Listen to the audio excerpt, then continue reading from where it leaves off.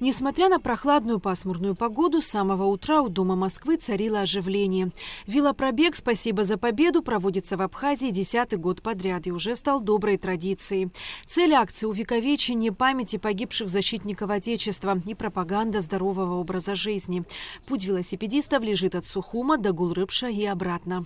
Уже стало доброй традицией в течение уже этого промежутка времени. Мы организуем такого рода велопробеги. В той части, куда мы сейчас едем, это к санаторию Смитскому. Там возлагать будем цветы к погибшим во время Великой Отечественной войны. На обратном пути в Гулрыпском районе на народов Абхазии памятнику мы возлагаем, потому что, ну скажем так, невозможно, мне кажется, не помнить, скажем так, Великую Отечественную войну и забывать те трагические события, которые произошли здесь. По дороге участники акции делали несколько остановок. Если кто-то сходил с дистанции, его ждали вместе, помогали тоже вместе.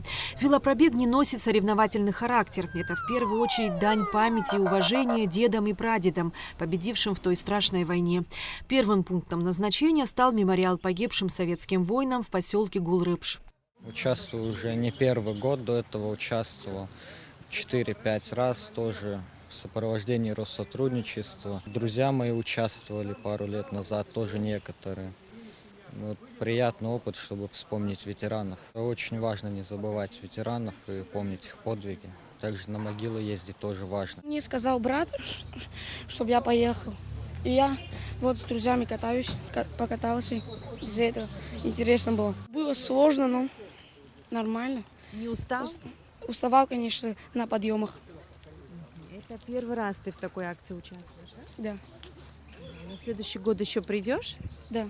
Далее участники велопробега проехали возле дома ветерана Великой Отечественной войны Екатерины Синявской. Затем почтили память погибших в Отечественной войне народа Абхазии. Всего в велопробеге приняли участие около 30 человек. Среди них как взрослые, так и дети. Тяжело, когда маленькие дети, ну, у нас здесь есть 10-летние, да, то есть в том числе и мой сын, да, 10 лет ему, и постарше чуть ребята. С маленькими детьми всегда тяжело, потому что это трасса, это все-таки опасность, плюс они не такие быстрые, как взрослые.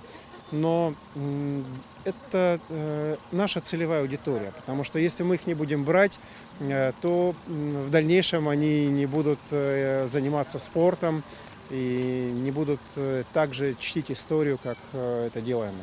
Традиционно велопробег призван не только напомнить о подвиге наших героев, да, времен Великой Отечественной войны, но также привлечь молодежь и вообще общество к здоровому образу жизни, вот, к экологии, потому что велосипед – это очень экологичный транспорт, и мне кажется, для Абхазии он очень гармонично сочетается.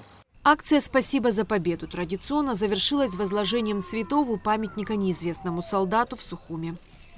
Эсма Гуланзе, Заур Кварча, Абхазское телевидение.